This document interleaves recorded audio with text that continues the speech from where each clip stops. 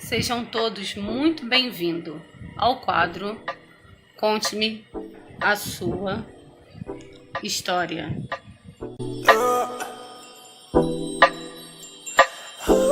Olá, meu nome é Priscila e hoje vou trazer outra pessoa para participar do quadro Conte-me a Sua História. E hoje em dia eu posso dizer que ela é minha amiga, né? Por a gente estar gravando, se falando no decorrer da semana, né? E é uma linda história que ela vai trazer para todos vocês. O nome dela é Rogéria. E diz aí, Rogéria, conta um pouquinho de você pra gente, onde você mora, o que gosta de fazer, conta um pouquinho sobre você. Olá, boa tarde, meu nome é Rogéria, eu moro em São Paulo, sou casada, tenho 48 anos, minha profissão é arquiteta, tenho 2 filhas, nós somos da igreja IA Church, na Vila Leopoldina, do apóstolo Lamartine e a apóstola Lilian. Os nossos líderes espirituais são a pastora Mariana, que contou o testemunho aqui a semana passada, e o pastor Daniel, que tem um culto de quarta-feira às 20 horas. Nós somos líderes de célula, nós abrimos a nossa casa para receber os irmãos, os convidados, para estudarmos a palavra de Deus, orarmos juntos, compartilhar as nossas alegrias, o que o Senhor tem feito por nós, intercedermos por salvação, por cura. Nós amamos a nossa igreja, as minhas filhas cresceram na igreja, então os melhores amigos delas estão lá. O que a gente mais gosta de fazer é estarmos em família, viajar, gosto muito de viajar. Como arquiteta, eu gosto de conhecer novas culturas, né? Aprender sobre outros países. Rogéria, é verdade que você já perdeu 3 filhos? Conta um pouquinho pra gente sobre isso. Então vamos lá. Eu me casei aos 18 anos com meu marido, ele tinha 33 anos, então ele era 15 anos mais velho que eu, e o nosso sonho sempre foi casar e ter filhos.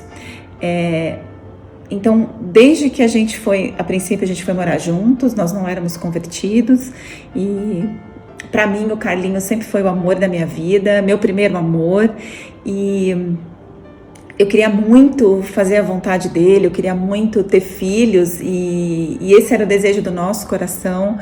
E então eu fui morar com ele já tentando ter filhos.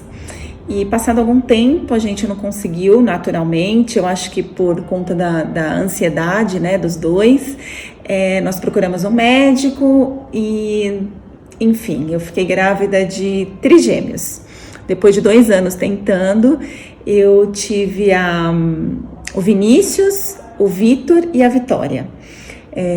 Foi a maior alegria da nossa vida, a gente estava bem financeiramente, a gente já tinha uma casa, planejamos os quartos deles, nós bordamos todo o enxoval, porque eu tive os bebês com 7 meses, então os médicos sempre nos disseram que eles eram saudáveis e que estava tudo certo com a gravidez.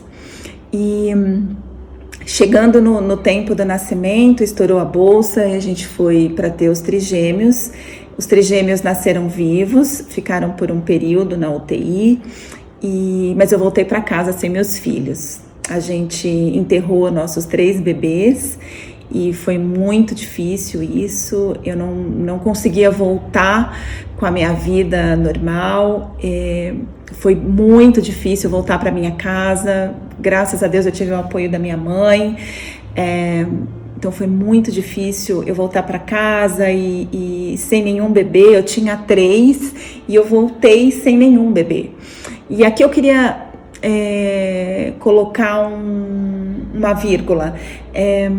A Bíblia diz que o homem deve amar a sua esposa como Cristo ama a igreja, né? E o que me curou nesse tempo, o que me trouxe luz no fim do túnel foi realmente o amor do Carlinhos, né? Ele cuidou de mim, ele me curou, ele me amou tanto que aquilo começou a ser suprido dentro de mim. Mas mãe nunca consegue esquecer um filho e a dor, ela diminuiu, mas ela nunca passou.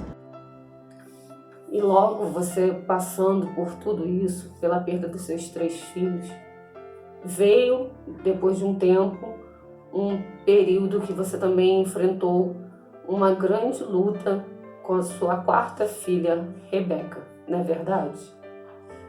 Sim, Pri. Conta pra gente o que aconteceu. E ainda assim a gente continuou tentando por vias normais, a gente não tinha problema nenhum, era só mesmo muita ansiedade por ter filho. E foi quando eu engravidei naturalmente da minha filha Rebeca. A Rebeca foi uma menina muito esperada, a Rebeca foi uma menina muito desejada. A gente teve uma gravidez tranquila. Ela nasceu com 9 meses e a gente estava vivendo assim, a maior alegria da nossa vida.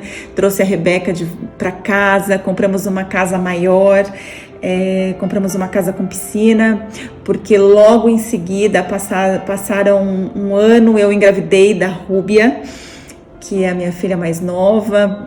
Não esperava e num curto espaço de tempo eu engravidei dela, então a gente estava muito feliz, com 2 filhas, o trabalho do meu marido prosperando, eu pude não trabalhar para cuidar das minhas filhas, para ficar 100% integral no lar, cuidando delas, não porque ele pediu, mas porque era o maior sonho. Eu queria dar banho nas meninas, eu queria levar, buscar na escola, eu queria fazer tudo com as meninas, e eu não abri mão disso. Eu não estou falando que a mulher tem que parar de trabalhar, não é isso, mas assim, eu não quis perder nem um minuto da vida das minhas filhas. Eu sou aquelas mães intensas. E no dia 21 de outubro de 2000, lá nessa casa que eu falei que a gente já morava com piscina, a gente tinha rede de proteção, grade, tudo pensado para elas. Eu estava dando banho na minha filha mais nova, que estava com 4 meses, maio, junho, julho, agosto, até outubro, 5 meses. Eu estava dando banho na minha filha e lá embaixo tinha a moça que cuidava delas e mais uma prima minha na piscina, mas a minha prima dormiu. E a Rebeca, a gente acredita que ela tropeçou, porque os dentinhos dela foram todos quebrados. A Rebeca caiu na piscina e se afogou. Ninguém viu a princípio, eu dando banho, como eu falei, na Rúbia. O meu marido chegou para almoçar e assim, aquele dia ele não vinha almoçar, mas ele estava numa reunião ali na loja com o pessoal do banco. Ele disse que ele sentiu um estalo e ele falou: quer saber, eu vou deixar tudo aqui e vou lá encontrar com as minhas meninas. E era perto da minha casa, ele foi lá almoçar com a gente. Quando ele entra no meu quarto, que ele vê que eu tô dando banho na Rúbia, ele passa pela janela do meu quarto e ele vê parecendo uma boneca, boiando na piscina. Ele corre e quem tá boiando na piscina é a Rebeca. Ele tenta fazer os primeiros socorros dela, mas ela não responde. Quando ele tira a Rebeca da piscina, ela já tá roxinha. A sensação que eu tenho é que ela tá igual um cachorrinho, sabe? Quando ele é atropelado. E a Rebeca tava roxa já, sem sinais vitais nenhum. Eu não queria levar no hospital, porque a Rebeca tinha morrido ali. Não tinha sinal de vida. E a cena dela até hoje, ela tá gravada na minha mente. Mas enfim, o Carlinhos colocou ela dentro do carro, a gente levou para o hospital. E chegando no hospital, era um hospital público e eu morava assim atrás do hospital, né? E chegando lá no hospital, os médicos falaram que realmente a Rebeca chegou sem sinais vitais e eles tentaram reanimar a Rebeca, conseguiram reanimar e colocaram um aparelho para que ela respirasse e ela ficou respirando nesse aparelho. Nesse tempo,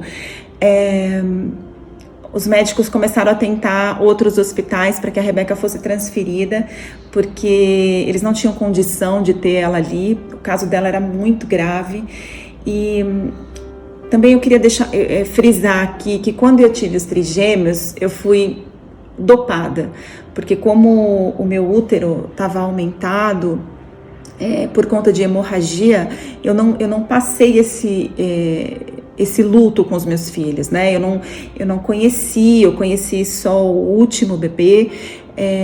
Então eu estava sedada, eu como mãe eu não pude fazer nada por eles. Então quando aconteceu esse acidente, uma coisa que marcou muito era assim: eu não posso ser sedada, porque eu preciso ter forças para pedir pela vida da minha filha. E logo que eu cheguei no hospital, eu estava em choque, eu não conseguia falar. Eles tentaram me sedar. Eu falei, não, eu tô bem. O tempo todo falando que eu estava bem, com medo do que os médicos podiam fazer comigo e me lembrando ali dos trigêmeos. Mas algo passava na minha cabeça, eu falava, meu Deus, eu acho que não é para eu ser mãe. Eu acho que o Senhor não tem isso para mim, né? Eu vou perder de novo mais uma filha. Então a situação assim era bem terrível, mas nós conseguimos a transferência através do convênio. E quando a Rebeca foi transferida na UTI móvel, ela teve 3 paradas cardíacas. E chegando no hospital, os médicos chamaram eu e o Carlinhos dizendo que não tinha chance de sobreviver. A Rebeca não ia sobreviver, não tinha esperança, os médicos não nos deram nenhuma chance.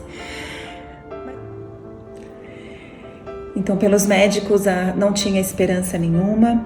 A Rebeca estaria respirando por aparelho e eles nos informaram que dentro de 3 dias eles deveriam desligar esses aparelhos. Foi um período muito difícil. Nós saímos da sala daquele médico totalmente sem esperança, achando que, de verdade, eu acho que não era pra gente ser pai, mãe.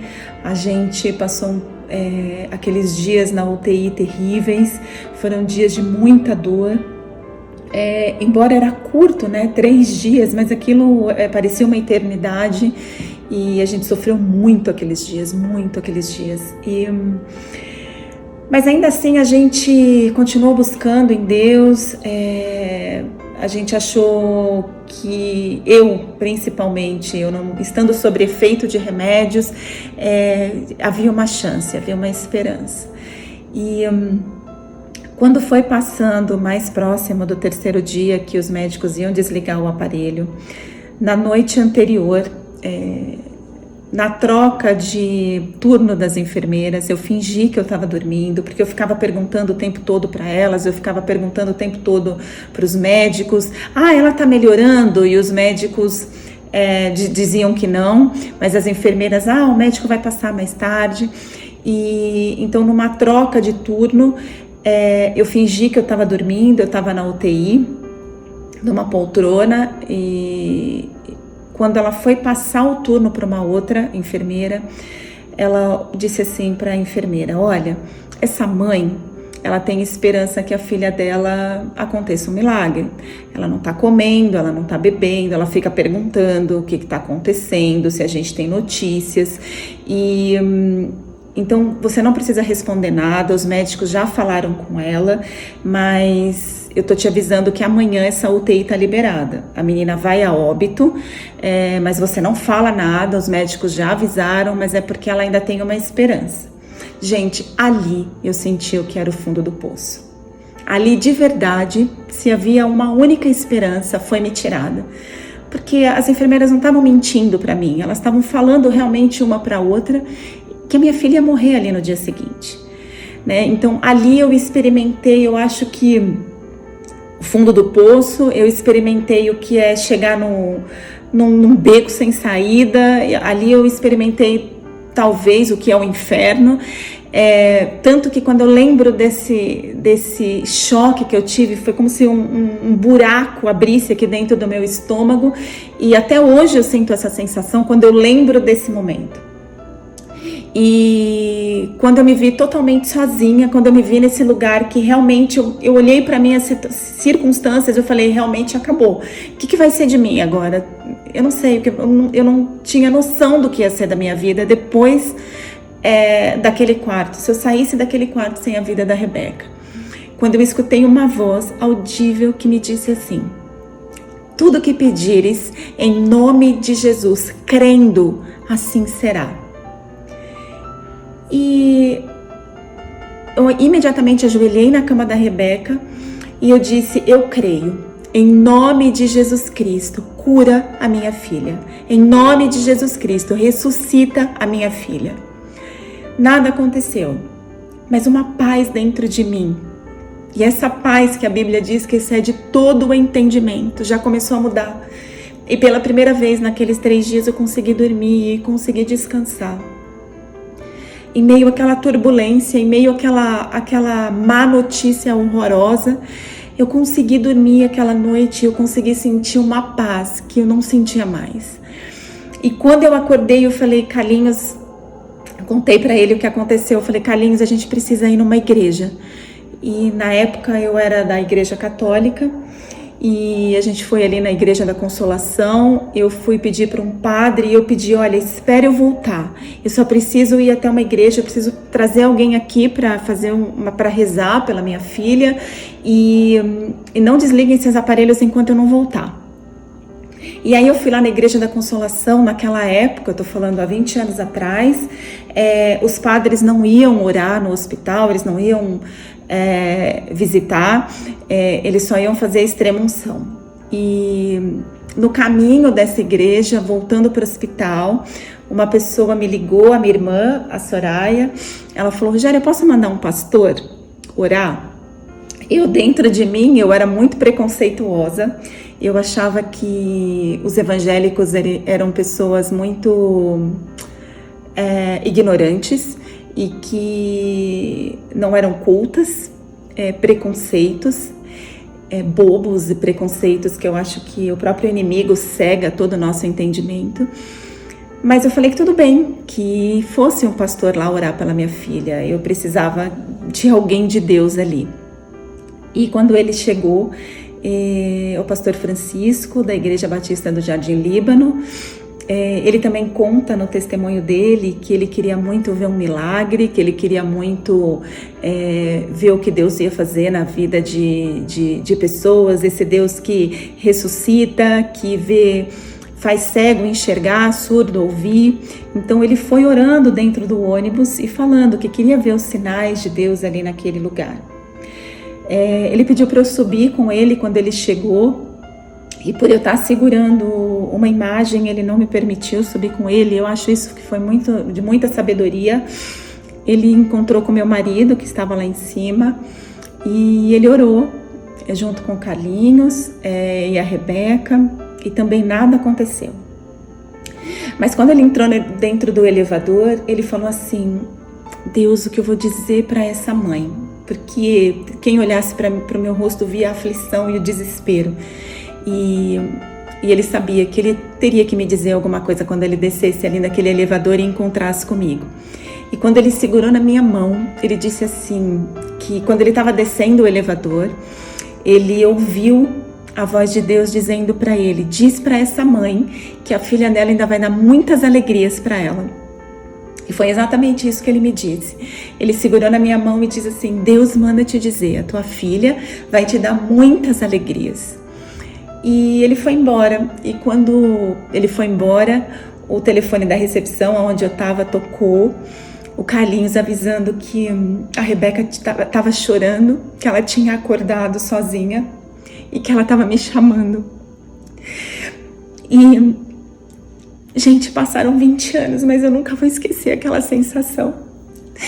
Já se passaram 20 anos, eu nunca vou esquecer daquela noite com Jesus. Eu nunca vou esquecer a alegria que eu senti quando eu entrei naquela UTI, a minha filha chorando. O caso da Rebeca era tão grave que a gente ficou por muito tempo ainda na UTI. A gente ficou muito tempo no hospital, tanto que no dia 31, que é aniversário da minha irmã, ela caiu dia 21 de outubro, né, na piscina. No dia 31 de outubro, a Rebeca ainda estava no hospital, a gente comemorou o aniversário dela lá, o aniversário da minha irmã lá no hospital, e ali Deus usou essa história, esse milagre, para mudar a vida da minha família. Como você conseguiu superar tudo isso na sua vida? Hoje passaram-se 20 anos, eu continuo apaixonada por esse Deus. e Ele foi transformando a minha história, a história da minha família, a história do meu marido. Eu e a minha casa servimos ao Senhor, como a Bíblia diz que tem que ser. E como eu disse, eu conhecia um Deus de ouvir falar, e hoje eu conheço um Deus de andar com Ele. E é tão bom, essa paz que excede todo o entendimento não saiu nunca mais da minha vida. Essa certeza do dia de amanhã, que Ele está comigo e que Ele ressuscita mortos, o que são essas bobagens do dia a dia? Há 20 anos eu vivo assim. Há 20 anos eu falo desse amor de Jesus pela minha vida.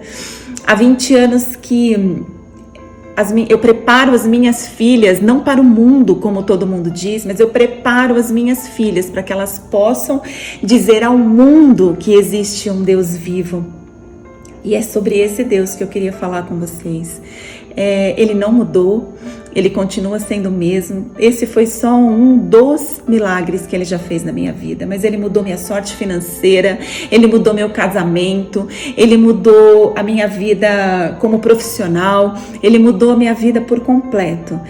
Hoje eu sou totalmente aos pés de Jesus. Eu sempre digo: Senhor, eis-me aqui. O que o Senhor quer que eu faça nesse dia para que o teu nome seja glorificado, para que o teu reino cresça, para que outras pessoas vivam dessa forma que eu vivo. E qual é a mensagem que você deixa para todos que estão nos vendo nesse momento? Então, eu queria que você tivesse a oportunidade, não da forma, não sei, mas não da forma que eu conhecia Jesus, mas eu sempre digo que aquele dia foi o melhor dia da minha vida. Eu agradeço ao Senhor porque um dia minha filha caiu nessa piscina, porque um dia Ele operou milagre e ressuscitou, porque hoje na minha vida nada, em nome de Jesus, me é impossível. Todas as coisas se tornaram possíveis a mim. E é sobre essa fé, é sobre esse Cristo vivo que eu queria compartilhar com você. E se você está se sentindo sozinha, se você tem uma situação parecida, talvez não de morte física, mas morte no seu casamento, morte na tua vida financeira, morte nos teus relacionamentos, eu tô aqui para te dizer que é um Deus vivo que ressuscita todas as coisas de acordo com o propósito, de acordo com os planos insondáveis dele na nossa vida. Eu espero que vocês tenham gostado. Um beijo. Tchau. É isso, gente. Como vocês podem ver, que testemunho é esse, né? Quão grande é o Senhor. Para aquele que confia, que crê, que permanece. E você que às vezes não acredita em ouvir a voz de Deus, que Deus não vai falar com você, que Deus não vai ouvir suas orações, olha esse testemunho, né? Olha o testemunho da Rogéria, como Deus foi até ela, até o esposo dela, né? Até a filha dela e até aquele pastor.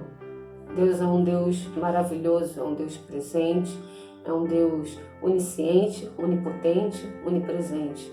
Ele pode todas as coisas, Ele sabe de todas as coisas e Ele pode estar em todos os lugares. Então acredite, tenha fé, permaneça firme. Acredite, se Deus pôde trazer vida a essa criança, Deus pode trazer vida para muitas outras coisas. Pode trazer vida para um familiar seu, pode trazer vida para o seu casamento, pode trazer vida para a sua família, pode trazer vida, restauração, transformação, coisas que a gente nem imagina. Deus pode fazer. É como ela diz, basta confiar. Tudo que pedir ao Senhor e crer, né? Tem essa palavra, e crer, então será possível. Tudo é possível àquele que crê, porque aquele que crê, ele confia naquilo que Deus tem para fazer na sua vida. Então se agarre nas promessas de Deus, não se agarre no que o mundo diz, que a reportagem diz, que outras pessoas dizem, não se agarre no que está escrito na Bíblia, no que o Senhor está trazendo para a gente. Tem muitas promessas, tem muitas coisas que Deus prometeu para a nossa vida, mas a gente precisa crer, a gente precisa confiar, a gente precisa pegar isso para a gente, né? Para a gente tomar posse. Então tome posse nesse dia, nesse momento, sobre esse testemunho, tome posse na sua vida de tudo isso. Não deixe lugar ao diabo, né? Mas permaneça firme, que Deus, Ele vai trazer o seu milagre, vai fazer o seu milagre acontecer na sua vida. Creia, somente creia e siga em paz. Então, mediante esse lindo testemunho, eu peço encarecidamente a todos vocês que compartilhem, para que outras pessoas possam ouvir esse testemunho, para que através desse testemunho muitas outras pessoas sejam salvas, sejam libertas de todo e qualquer engano do maligno, de todo e qualquer engano de Satanás. Então seja um mensageiro de Deus, leve essa palavra, que ela se espalhe, que esse testemunho vá até os 4 cantos dessa terra, que esse testemunho possa trazer vida aonde o mundo diz que não tem, mas Deus fala, tudo é possível aquele que crê. Então, em nome de Jesus, que esse vídeo possa chegar a muitas e muitas pessoas, países, espalhem a mensagem de Deus. É o que eu peço a todos vocês. Deixo um grande beijo para todos vocês, fique com Deus e até o próximo vídeo. Sejam todos muito bem-vindos ao quadro Conte-me a Sua História.